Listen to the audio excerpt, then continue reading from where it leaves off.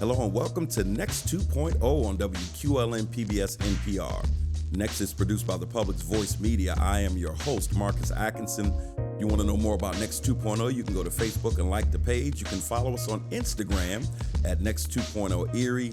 There you can keep up with upcoming show promos, events, and clips about what's next for our communities and our democracy. Thank you so much for tuning in. If you listened to last week's show, you heard us talk about the election results. I was in the studio with Mark Blunt. We even had my intern, Aaron Cronin, chime in a little bit and give his opinions. And there were some very fascinating results to the election. The one that was glaring for most people was the fact that our incumbent mayor was unseated, at least in the primary round, with this past election. And we also talked about the amount of people that showed up at the election and voted in the city council race versus the mayoral race, which made very little sense to the writer for the newspaper article, let alone ourselves. And so we analyzed that a bit. But one of the things that we talked about while we were on this conversation was the fact that the Democratic Party had endorsed the opponent of Mayor Joe Schember, Daria Devlin. Seemed like an unusual move to us. We know that that happens from time to time, but we also understand that given certain circumstances, that may be a move politically that comes with some blowback. So we were wondering what it looked like behind the scenes as that decision was being made, what it felt like after that decision was made. And I know I've had several times on this show, Rock Copeland, who was a representative for County Council. And Rock's been one of our favorite guests here. He always brings some insight to us, and he contacted us and let us know, hey, I was on that committee. If you'd like to discuss it, love to come on and kind of walk you through it. And so we happily took him up on that. And so today I go one-on-one with Rock Copeland so that we can unpack that and unpack another article that came out about this past election in terms of the number of Democrats versus the number of Republicans and how it appears that the Democrats are losing ground when it comes to registration and the Republicans seem to be gaining ground. But in any event, we want to talk about this mayoral race and that endorsement. So with that in mind, Rock Copeland, are you there? Yes, I am. Thanks for having me. All right, Rock, welcome to the show, and thank you so much for coming on. And so before we get into that aspect of it in general, just give us your overview of all of the races that transpired that day during the primary, and then we'll end up on the mayoral race so that we can do this deep dive into the background of the endorsement. Yeah, it's always interesting in municipal races. You don't have funds in a campaign that do a lot of polling beforehand and figure out what your strengths and weaknesses are and how you're doing the electorate. And so it's kind of hard to get a pulse on what average everyday people are thinking in their living room, consuming 10 minutes of news, and what basis they use to make their decisions. It seems pretty clear that the primary was the electorate is asking for females in office, which I think is an exciting proposition. Very true. It was definitely a win for, I think it was 8 females that won their seats Mm-hmm. off the top of my head. That was a pretty surprising election result. Maybe a reflection of last year and our missed opportunities. Mm-hmm. Excellent. What did you think about the outcome of the county council race and then the county executives race as well? So for District 2, which was Jim Wirtz and Jamie DePaulo, or De Palma, sorry, um, that went kind of how I thought it would. Jim had just run a pretty high profile race in the previous year. And so he had a lot of name ID, well known as a Democrat fighting for other Democrats as the Democratic chair. He's been in the mix a long time. I think it was 77%, somewhere around there, in Jim's favor. That was not a terrible surprise, but I was glad to see that Jim has an opportunity to come serve with us. In the 4th district, a 5-way race, everyone I talked to was scratching their heads, wondering how this was going to go. Mm-hmm. Who had the cachet. In the end, I think The incumbent, Jim Winarski, had a lot of the name ID and recognition of 12 years of service on city council. I think that name ID, and he's popular in a lot of the social circles in that district. So it was not overly surprising. I did think it was curious that the one-time councilman for that district, Carl Anderson, finished 4 out of 5. Mm. I thought that was one of the more surprising outcomes of that race. That was surprising to me as well. City council. Now, obviously, you listened to the show last time and you called in and let me know something. Yeah. But the city council race, what did you think about that article when it pointed out that, what was it, 3 times as many people voted for city council that voted in the mayoral race? What were your Well, thoughts? Phil Ward's comments on that ignore the fact that every voter can vote 4 votes in that race. Mm-hmm. So if everyone voted up to 4, Yeah. right? They voted 4-4. They didn't bullet vote, meaning of 1 less vote or 2 less votes, right? You would actually expect 4 times the outcome. Got it. If everyone had voted for 4 candidates, you would have had 52,000 votes Mm. in the city council race. And actually, I think it was 96%, somewhere right around there, of all Democrats that showed up to the polls in the city of Erie voted in the mayoral race. Got it. Okay. Now that puts it into perspective a great deal. I appreciate that.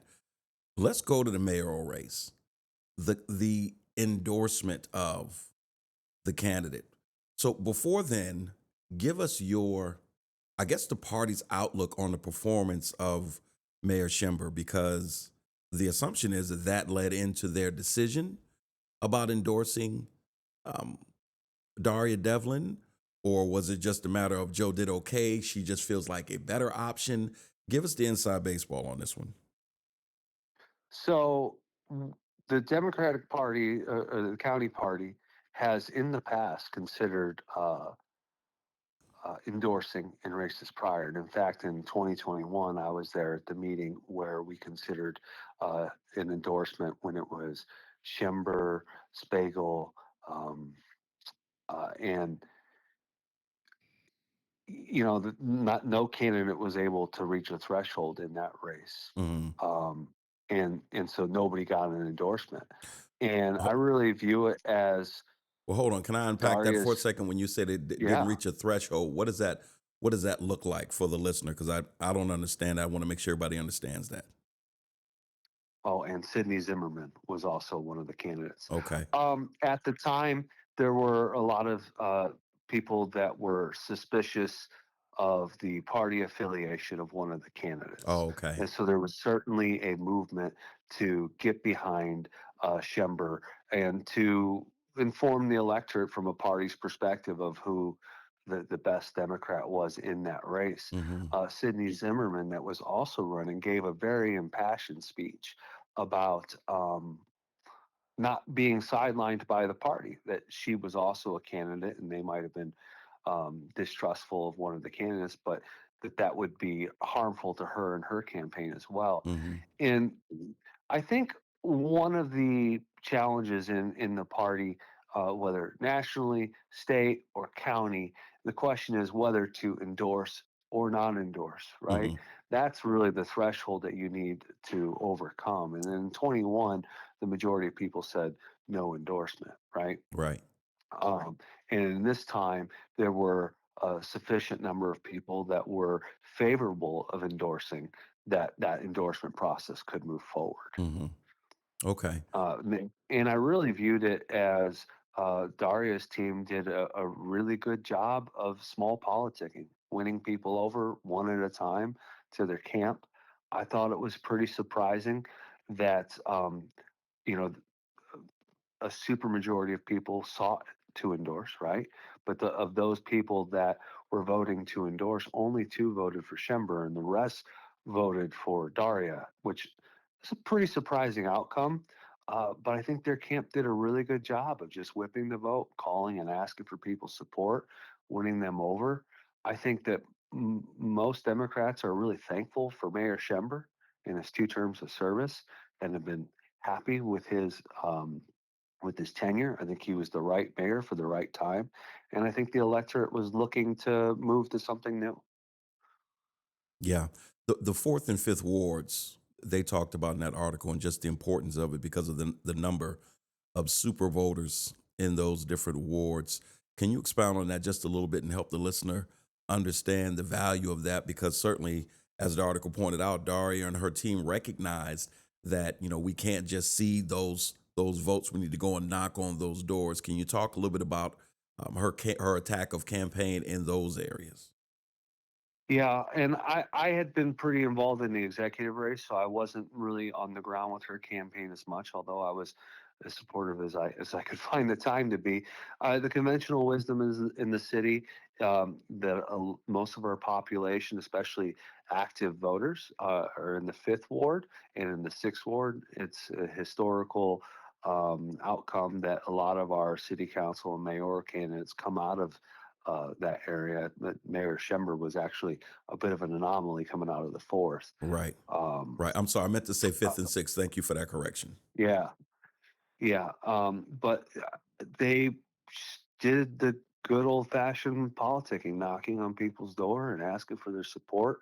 One thing that I really noticed from the Daria camp, everyone that was involved in the campaign had a really deep belief in their candidate, Hmm. a kind of excitement that it's kind of one of the tells that you can see in the campaign as to how activated, energized their own employees or their own staff, uh, supporters and volunteers, and how passionate they were. And you could really hear the passion of um, even um, committee members of the party that had been won over by her team, and they came out to be an advocate for her. And there was a real call for starting that endorsement process that I hadn't seen in the same kind of strength before. Mm, excellent. And, let me backtrack for just a second on that county executive's race. Christine Vogel, Sure. somebody I didn't know a whole lot about, and this was very interesting to just kind of watch that race. Sean, Sonia Bies and I co-interviewed her together when we had our candidates forum. Enjoyed the interview. What do you know about her, and were you surprised that she pulled off the primary race in the amount of votes that she did? Because she beat Perry by more votes than Daria beat Mayor Schember. Yeah, in a much larger electorate, right? That's a countywide Yeah. race with, so what, I think 74,000, no, 47,000 voters versus, I think around 13,000. So it's a much bigger electorate. So the same percentage, you know, is a large number of voters. But um, yeah, I'll admit I was surprised. I'm a friend of Perry Woods, so I was very impassioned in that race because it's somebody that I cared very deeply about on a personal level Right. and knew firsthand that their abilities. So I was a little surprised, but Vogel did a really good job. For It was kind of interesting that she talked a bit about. Early on and not being a natural politician or a polished politician. But I'll tell you, watching her race, it was pretty incredible to see um, the very quick maturation and learning the process and getting comfortable with speaking in front of crowds. Uh, she really came on hard towards the end and really put up a really solid campaign. And I'd have to congratulate her for that and very much eager to support her in the future. I think that's it kind of reminded me of when I first ran for city council and not knowing the ropes and trying to figure out how to be a candidate. And you get that time in front of cameras, get that time in front of crowds, and get some comfort and find your voice. And it's a neat thing to watch for Hmm. their campaign. It should certainly make They for. really, No, no, go ahead. yeah, they made up a lot of ground and really came on strong. It was pretty impressive. Yeah, this should make for an interesting general election in November. So back to the endorsement of Daria. So you said that you've got the committee there. Everybody's kind of making a decision, and so you were one of the people who were voting in favor of endorsing Daria, I assume. Yes, Okay. I spoke twice during the meeting to advocate. So the process works where they have each candidate come in and give a speech and answer a few questions from the party. So Mayor Schember went first, talked with us for a while, and then Daria came second. Had our first vote, and the way the vote would work is you really have four options, right? You could vote to endorse Daria, you could vote to endorse Schember, or you could vote to endorse Woger, and then the other option was no endorsement. And in the first round, if nobody had a majority of the votes, it would go to a second round with the top two vote getters, right? Right. And until one of them reaches a majority. Um, and in fact, what happened was Daria won on the first round with all four options. She was able to secure more than a majority Hmm. of the party, and it honestly wasn't terribly close. So give us a sense of why you think that was, and in terms of the responses that she gave versus the responses that were given by Mayor Schember. Um, for uh, it's easiest for me to speak for myself first. Okay. Listening to both of the candidates and understanding some of the strains that our community are facing given what's going on at the federal level. For a local elected official, I'm looking for people that are going to help add stability and prevent harm to our community. Um, and I heard a lot of that from Daria talking about there's going to come a time that we need to have somebody fight for our community. And I think that you want me to be that person fighting for Erie. And for Mayor Schember, I really heard a continuation of what we've already been doing. A lot of discussion about how successful they've been in getting state and federal grants and how eager they are to continue to go out and get those same grants.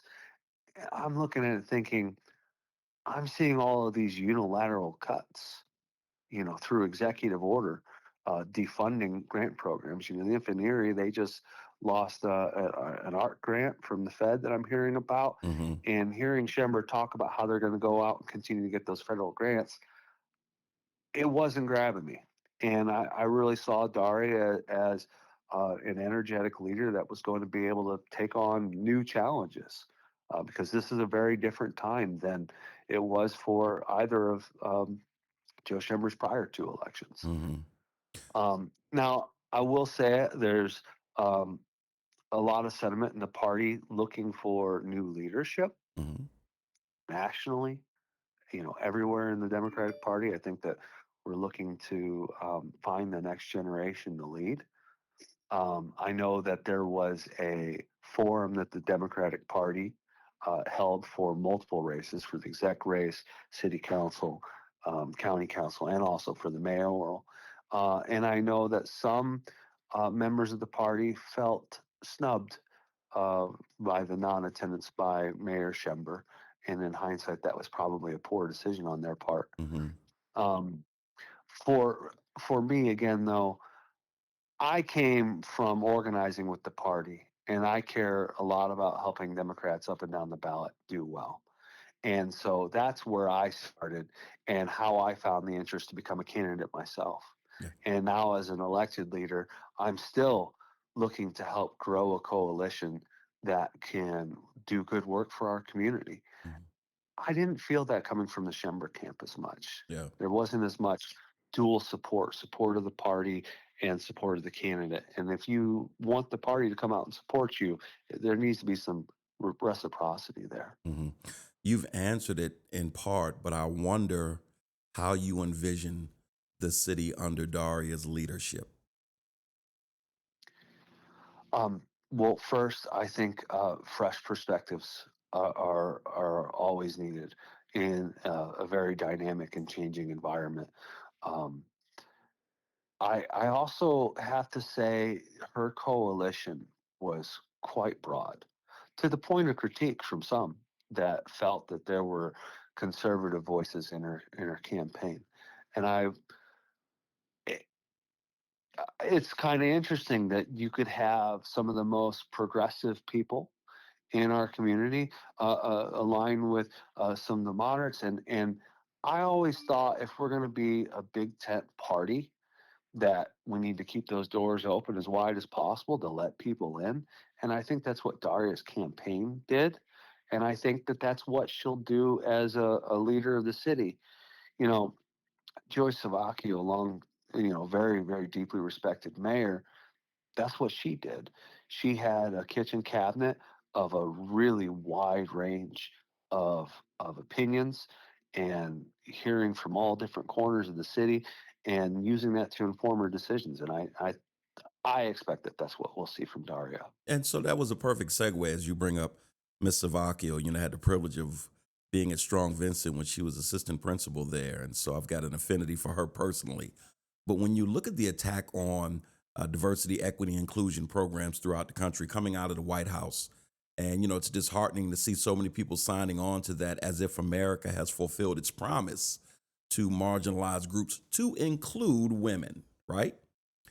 Mm, It must give you a yeah. sense of pride in our community because I know it does for me. And I'm taking off the talk show host hat and just putting on the Child of Erie hat. It must be a sense of pride to see that Erie took a step forward to nominate it's only its second ever mayor that is a woman to office. What does that mean to you? And what do you think that says to the city in terms of Erie versus what we see going on nationally? I think it gives a lot of promise for the future. Um, I've been really glad to know Joyce and have some of her advice. My daughter and I were one time at a Chinese restaurant, and I heard a familiar voice, and I turned around, and it was Joyce, and I was like, "Oh, it's so great to meet you." And it was so great for my daughter to meet Joyce. Yeah. And Winnie, for being a pretty young child, is very, very informed politically. And so she was talking about some of the things going on at city council, and her friend Jasmine is doing this. And Joyce was pretty floored. She goes, I was the first female mayor of Erie. Uh, you know, I hope that it doesn't have to wait that long, but maybe you'll be one too. Right. Um, and it was so neat to this year have my daughter watch Daria and see female leadership take the lead and serve as an example for her. Again, I remember last year I got to take her to the event that Kamala Harris had here. And she was so excited when I told her that Kamala had the nomination. She was like, "We get to have a female president," and she cried when Kamala came out on stage. Right. So I know that having that female leadership in the front really means a lot to the next generation for what the promise of what their generation can do too. Absolutely. Representation matters. Years and years ago, when I lived in Atlanta and I moved back from Atlanta, and my oldest daughter was on that "why would you bring us back here" kick with all of these upwardly mobile black folks in Atlanta. And it was a little bit of personal kicking and screaming on her part. And the first school she attended was Wilson Middle School. And the principal then was Sherry Prater. And I've told Miss Prater on several occasions the two of them had, hit it off really well. And she asked about it all the time now. She's now living in Charlotte. But the fact that this strong, educated black woman was running the show at Wilson made the transition so much easier because the very thing that she was frustrated about leaving Atlanta for, she at least had that cushion to her fall, in her words, because she had this representation of herself as the principal of the building. All that to say, representation, to your point about your daughter, representation absolutely matters.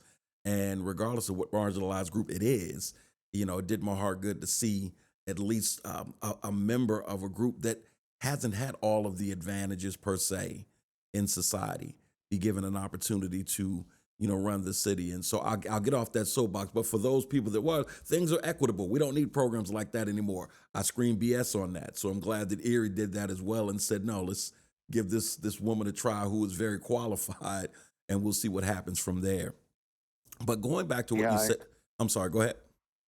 well, I was going to say I very much agree with that, and the entire vision of DEI.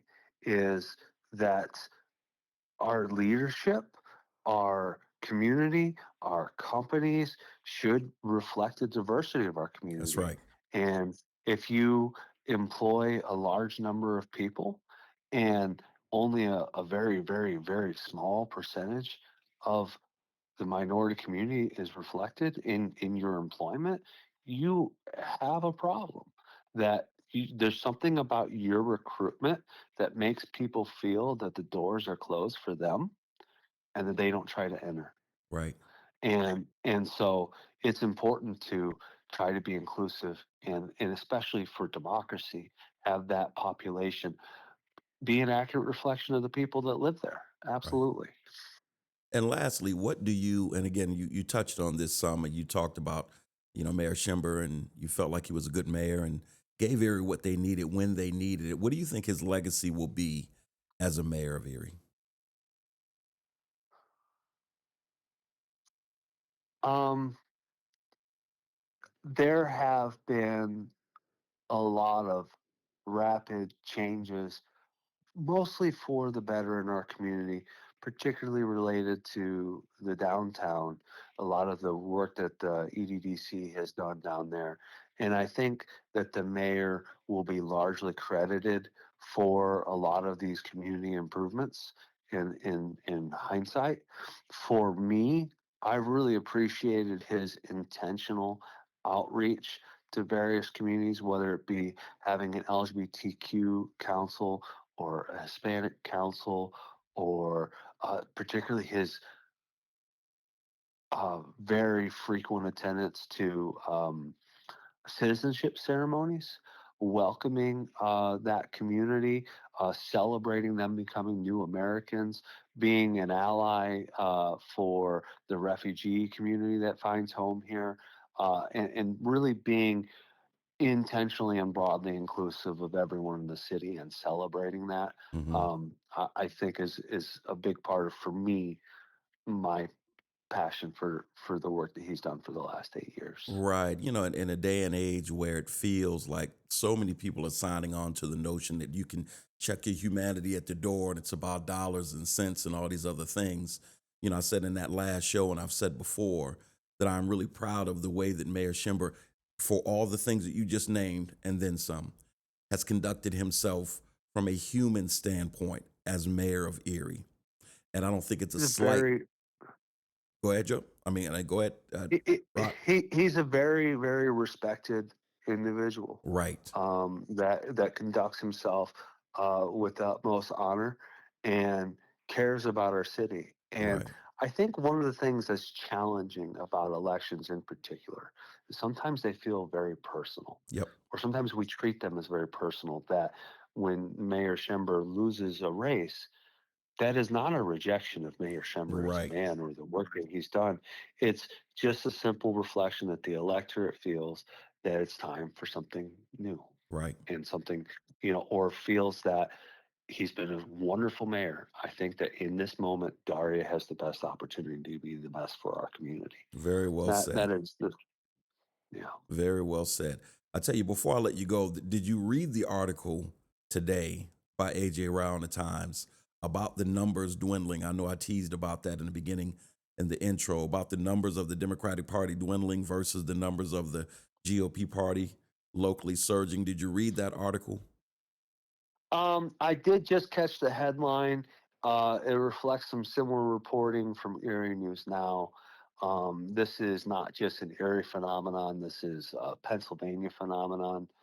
Um, I have a couple of opinions on it. Okay. I'm not entirely sure of the merits, but I've noticed that party affiliation tends to be a lagging indicator.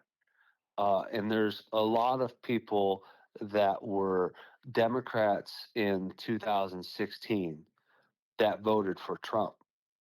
And I think a large share of those Democrats had been voting moderate to conservative, maybe uh, ticket hopping a little bit, where they're willing to vote for, let's say, Dan Laughlin, but also willing to vote for Joe Schember, um, and kind of had that more conservative basis in the first place. Right. And I think that Trump really consolidated that switch, right? That it's a lagging indicator of where those voters were already voting. Mm-hmm. So I don't put as much emphasis on the registration numbers. I will say, anytime that these numbers are reported, it's almost always left out of the conversation that one of the leading um, affiliations in terms of growth is independent, Mm-hmm. and in particular among our youth. Right. Our youth tend to register independent far more than any party affiliation. Yeah. And I think that's a broader story of people checking out of the electorate, or maybe young and not yet finding what their political ideology is yet. And I think both parties are going to need to contend with that because um, in the presidential race last year, the top vote getter was the people that didn't vote. Mm. 30, I think it was 38% of people didn't vote. And Trump won, I think, 32, somewhere around there. 32% of the total of electorate. Um, a lot of people are checking out of the political process. And I think that the challenge for both parties is going to be engaging them and convincing people that their vision is the best vision for our future. So what locally, what is the Democratic Party doing to break through that apathetic spirit that seems to be um, kicking in, especially from young people? Because I definitely know, I agree with that, that there's a disappointment in both parties from our young people. And when you, especially if they're looking at national politics, you completely get it. But what are you doing locally to break through that? And how do you view the future of the Democratic Party given the political landscape today? For myself, I have a long history of um, a sense of the need for civic engagement. I've always been somebody that watched these meetings and had an intellectual curiosity about the decisions being made. And as an elected official, one of the things that's um, highest on my radar in terms of a need is to engage the people in civics and to inform them of what's going on. I've talked a lot about how when there's controversy in county government, suddenly the council chambers are full during meetings and the media shows up, and then more people show up to the meetings and then the media shows up. And as soon as the media stops coming or the people stop coming, that cycle ends. Right. And a lot of times our meetings recently have been as short as like 7.5 minutes, just because we haven't had that same community engagement. Um, Tomorrow night, I'm holding a town hall at the Jefferson in a direct attempt to try to jumpstart that civic engagement and have people have conversations about challenges in county government and the things that we're facing, and to come out and voice their opinions and have us make our decisions based off the opinions that are given to us. And I really think more and more events where we can bring people in and have conversations in long form about the things that are going on. You get a news article, and then once the media stops reporting about it, it's out of sight, out of mind. And I really think that we need to show our local community the importance in these local races, how important local leaders are, and the impactful decisions they have in your life, and to come out and challenge them in a public forum on what your beliefs are and what you think they need to do. Um, I really see that as a path forward. There's been a lot of issues organizing in our community that has really taken off. Last year, we had a very successful women's march that was in large part collaboration with the party. You have a lot of people organizing around housing policy. And the more that we can talk about the issues that are facing our community, engage people, I think that's the best path forward.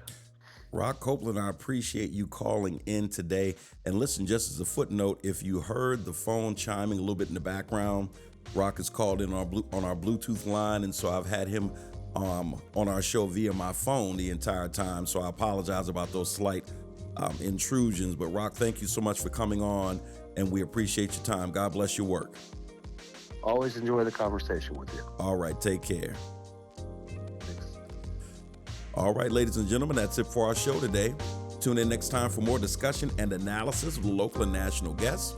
Remember, the Next 2.0 streams on Fridays on all major podcast platforms and on the fourth Sunday of the month at 4 p.m. on WQLN PBS NPR, which is 91.3 FM. Thank you for listening. Tune in next time. Peace.